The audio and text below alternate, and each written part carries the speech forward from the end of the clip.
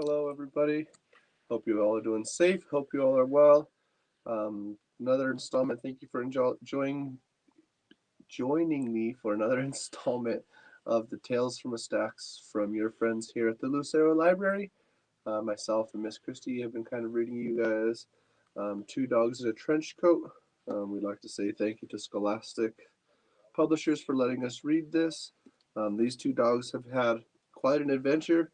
If you guys missed any of the past installments, I just would like you guys to go take a look at them. That we can kind of catch up. If you really like this book and don't want to wait for the installments, you can come check it out. I know we have a couple of copies of this available through PCCLD, and this one will be available for you guys after this week because we're going to get to finish it today.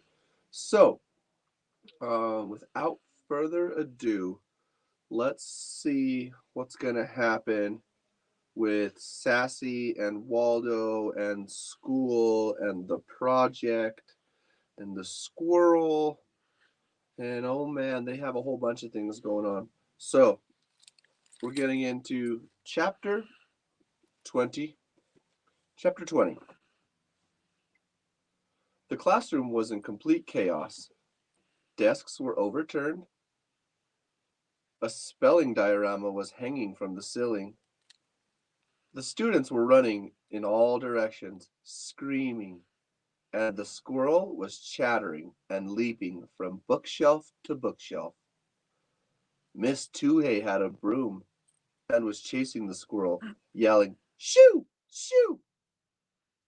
Stuart stood in front of the classroom, one hand on his tree stump, the other on his forehead. "There you are," he said. "Where have you been?" "I was just describing how far squirrels can jump, and this this actual real live squirrel started jumping all over the class." "What good news," said Waldo. "How is this good news?" "Now your presentation will be more memorable."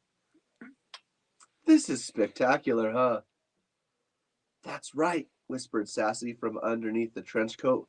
"You should keep going." Stuart looked at his classmates, who who at the moment were huddled in the corner opposite the squirrel. The squirrel was sitting casually at the top of the globe. Miss Tuhei stood between the students and the squirrel with her broom. Although it was becoming quite clear, she wasn't sure how to sweep the squirrel out of the classroom. "As you can see," said Stuart in his shaky voice, "squirrels use their tails for balance. By shifting his weight and counterbalancing his tail, he'll be able to stand on a thin piece of metal on top of the globe." The squirrel jumped from the globe onto the top of Miss Tuhei's desk. Stuart screamed a little. "Okay, great. Did you see how he spread his body wide while he was jumping?" Squirrel Stuart pointed at the squirrel. "That's how he controls his speed and direction, like a sail on a ship." Bax moved slowly from the corner, sliding into his chair. You could also see," said Stuart, "how strong and powerful his back legs are. He uses those to propel himself off branches. That's how he's able to jump so far. See how small he is? He can jump from he can jump so far that it's like if you could jump over a building." A few more students carefully made their way back to their desks. The squirrel sniffed at Stuart's log stump. "Let's see if we can convince him to climb up this simulated tree so he can show us how he uses his articulated ankle joints. Does anybody happen to have an acorn? Anybody? Do you?" "Sure I do," said Bax, who dug an acorn out of his pocket and expertly tossed it to Stuart, who placed it on the top of the stump. The squirrel lifted his nose a bit and sniffed. Oh, good, said Stuart. The squirrel might have the squirrels have highly developed senses of smell. It is how they find food. They can smell if the food is rotten, so they won't even bother climbing to get out of the tree. Or they can smell if the acorn is good. My acorn's not rotten, said Bax. I know, said Stuart. That's just part of my presentation. So you can see that this acorn is a very fresh. Stuart looked, pointed at Bax, and there he was, going up the fake tree. Everyone, look at his feet. Look how it grips the bark. Most of the students were sitting in their chairs or in the front of the class, and they were all saying, "Ooh," when they saw how the squirrel was able to climb. Now, everyone watch. If we're lucky, he'll, yes, that's it. He can expand his cheeks and hold the whole nut and other foods, and then he can carry it off to other places. He's probably has a store of food for the winter. He'll eat some now, and he'll save some for the cold months. Salty was standing off to the side of Miss Tuhay's desk, proudly watching Stuart, and was also wanting not to move, since squirrels could surely smell the dogs. Waldo watched the squirrel, who was shaking his tail a bit more aggressively, rotating his tiny ears and sniffing into the air. He wants to leave now, Waldo whispered to Stuart. Stuart nodded. Everyone, said Stuart, improvising, it's time to help the squirrel get back outside. I want you to stand up very carefully and form two lines between these desks open that window. We're going to create a tunnel so he knows how to get out. In squirrel lingo, they call it a magic bridge. Waldo cocked his head to Stuart, who shrugged. The students stood in two rows, the squirrel standing on the log stump now, but didn't want to move. Don't forget to tell them about Squirrel Town, whispered Waldo. Okay, now everyone hold real still and don't say anything. Stuart picked up the log stump, and with the squirrel on top of it, he started to walk. I'm entering the magic bridge. The squirrel shifted and made a loud clattering noise. It's not gonna work, Sassy whispered to Waldo. The magic bridge always works, he whispered back. The magic bridge is something Stuart just made up 30 seconds ago. Sassy watched Stuart walking slowly with the log. One of the students moved back slightly to let Stuart by, and at that moment, a beam of sunlight came through the window. Oh no, Sassy said.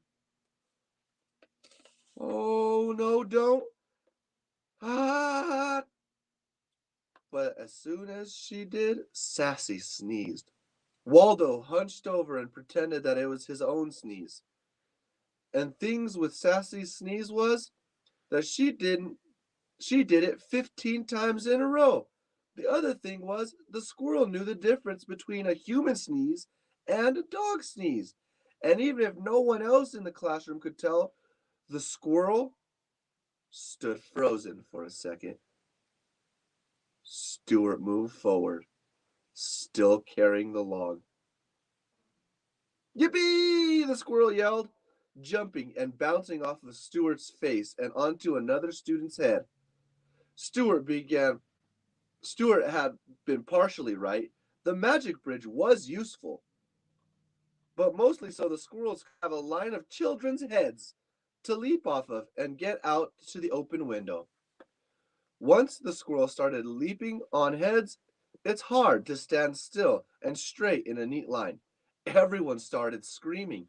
The dogs could no longer control their excitement instincts and started chasing the squirrel, mostly towards the open window, but also just chasing in general.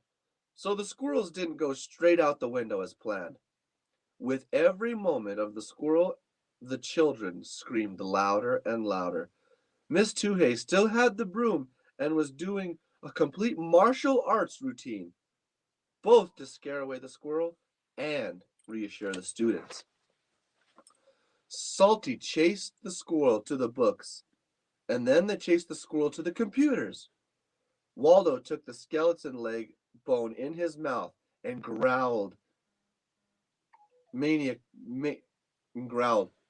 Waldo had hoped to threaten the squirrel with one bone, but they all stayed attached. So it was his best to shake the skeleton bones from back to forth in a frightening manner. Finally, they chased the squirrel from the maps to the math center, to the writing center, and out the window, banging the skeleton head 3 times on the window in triumph as the squirrel hollered insults from the tree outside. Miss Tuhei slammed the window shut, and the students cheered. Well done, Salty, said Miss Tuhei. We know what we're doing, said Waldo. We know all about Squirrel Town. Drop the fibula. I'm telling the truth. No, the fibula. That's the name of the bone you're holding. Oh, you're a really great teacher. You better believe it. You definitely need to stop licking the bone, though. I'm from Liver, Ohio. I know, Salty, I know. Waldo dropped the bone, and Sassy sat down, wondering if there was any way she could take a nap. Chapter 21. The door of the classroom swung open, and Miss Barkenhoff, the principal, burst in. Just what's going on in here? She said. I could hear screaming and banging. It sounds like some sort of rock and roll shenanigans. No shenanigans, said Waldo. Just learning. Miss Tuhei? You know Miss Tuhei, our great teacher? Miss Tuhei waved from the near of the windows, still catching her breath. Miss Tuhei is the best teacher, Waldo went on. She knows that the way students learn best is through hands-on learning. We're doing an oral report and a big project and a science experiment all rolled into one. Plus, there was math in there, I think. And Jim? Definitely some Jim mixed in. It was amazing and so incredibly educational. Miss Barkenhoff looked around the room. The children were smiling and nodding. I learned a ton today, said Bax, but I learned the most today. I think Miss Tuhei probably reads that article that came out recently in the Educational Teachers magazine that said that students learn best when they are occasionally allowed to scream and run around and bang stuff and overturn desks, said Waldo. Miss Tuhei was next to them now, but was still speechless. She honestly wasn't sure what had happened. Oh, yeah, I heard about that, said Stuart. It's called primal teaching or paleo teaching. One of those. Good one, said Bax, and he fist bumped Stuart. This is true, said Miss Tuhei. Is this true, Miss Tuhei? Asked Miss Barkenhoff. Mostly, said Miss Tuhei.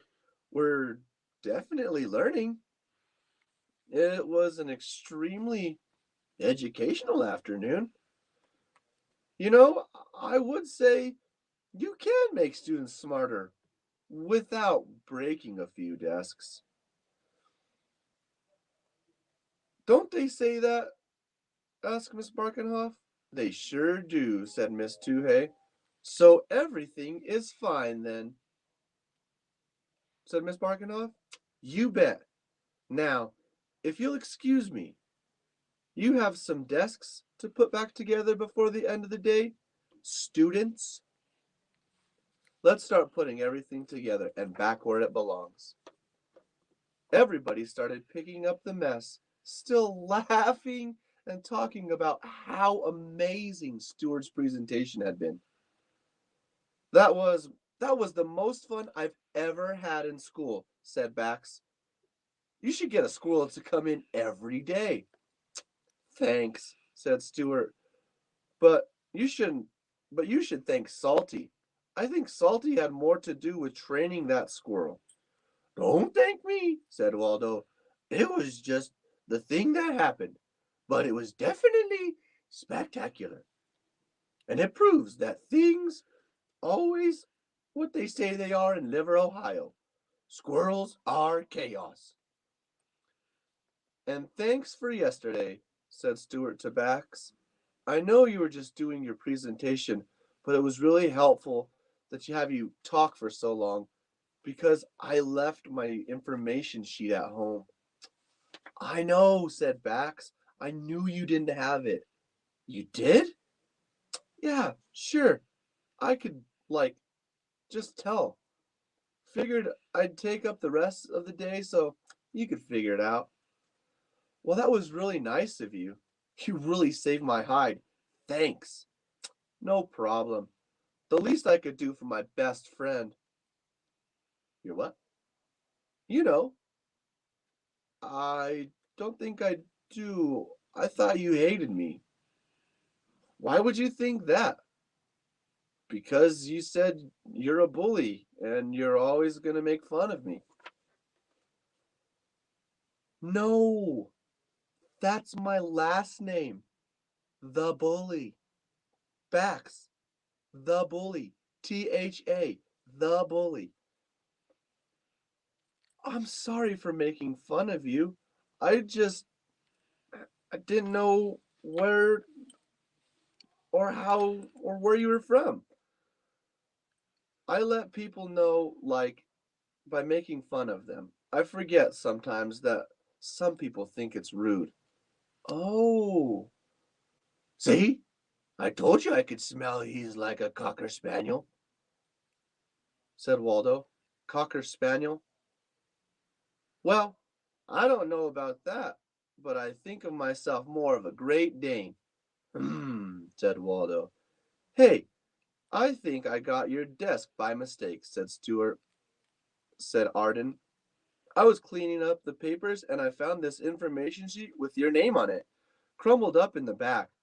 So this page from a notebook with doodles of dogs on it? What?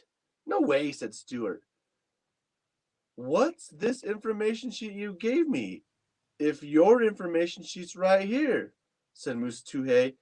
I, look, Miss Tuhey, I filled out an information sheet too, said Waldo, pulling a piece of paper with random purple crayon marks out of his trench coat pocket. What's this? Art! Miss Barkenhoff was at the door again. Miss Tuhey? She shouted. Oh, you're back, said Miss Tuhey. Interrupting our learning again? Great news, said Miss Barkenhoff. The National Organization for Superior Education just dropped this off. She had a framed certificate out to Miss Tuhey. The nose. What could that possibly be for me? Oh my goodness. Oh my gracious. Oh, I have to sit down. Miss Tuhey sat on a chair and hugged the certificate. What is it, Miss Tuhey? Asked Waldo. It's it's the Good Teacher Award, and I won. I won. I'm the Good Teacher of the Year. You are a good teacher, said Waldo. You're a good teacher every year. Do you think so? Said Miss Tuhey. I wonder. Well, you showed up here right around the time all the events started. For us, before this award. I thought you were a spy from the Don Knotts Technology of Learning Academy, of Arts and Learning Academy. I'm not a spy. But maybe you were one of the nose evaluators? I am good at smelling. Yes, you are. Yes. Huh? Right. Now you smell like cottage cheese that you had for breakfast. You put sunflower seeds in it. You don't usually do that. So you are from the nose. I have a nose. A nose membership card. Is this the thing that humans have? Membership cards for everybody part? I never heard that before. The bell rang. Phew, said Miss Tuhei. What a day. Thank you for helping me put the room back together, everyone. You're all amazing students. See you tomorrow. Oh, Stuart, come here for a moment. Stuart nervously shouldered his backpack and went over to Miss Tuhei. Good job today, she said. I just wanted to let you know that you're getting an A++ on your big project. I wasn't sure what you were going to do on it since you hadn't really said anything, but I'm very impressed. Really? Wow. Thanks, said Stuart. So, he won? We won? You won? Said Stuart. Won what? Said Miss Tuhei. Never mind. Come on, let's go, said Stuart, and they walked out of the school with Salty. Today was a lot of fun, said Waldo. You think it was? You know what? It was, said Stuart. I never thought I'd say this, but I really like school now. Thanks to you guys, you're such good dogs. I really like school too, said Waldo, but maybe sometimes we should stay we should say we're on a research vacation or an undercover investigation or a secret field trip. Something, said Sassy, so we can stay at home and nap. Hey, that's a really nice day, said Stuart, opening up the back gates and letting the dogs into the backyard. Let's go run around in the park. So they did. That night at dinner, the dogs ate their kibble, and a half a dozen on the floor. That night at dinner, the dogs ate their kibble and then half dozed on the kitchen floor, relaxed and happy, knowing they had saved Stuart from an evil overlord. Stuart told his parents most of the details about his squirrel project. Stuart's mom told a story about running out. Stuart's mom told a story about running out of paper toner. And then Stuart's dad said, "You know what's the weirdest thing? I found an old trench coat that I used to wear in college. I haven't seen that thing in ages, but I found it on the floor by the back door. I'm pretty sure I had it dry cleaned before I put it away in the closet, but now it's all covered in dirt and grass stains." Both dogs stood up. Stuart knew he should say something, but he wasn't sure what. I suppose I'll just throw it away, said Stuart's dad. No, said Stuart, Waldo, and Sassy all at once. Through Stuart's parents. It just sounded like dogs were barking. I want it, said Stuart. Well, okay then, said Stuart's dad. And the dogs laid back down. Stuart covered them with the trench coat, tucking them in like it was a blanket, and they both fell off to sleep, snoring. And that, everybody, is Two Dogs in a Trench Coat Go to School. So make sure that you tune in for some other cool installments. We're not sure what we're going to do for you guys next time, but I know it's going to be an awesome book. I know Miss Christie is going to pick a cool one for us, so we'll get another awesome story for the Tales from the Stacks. Keep in mind for everything that comes through from all your friends here at Lucero Library, as well as PCCLD. Stay safe, stay well. Jerry V out. Peace.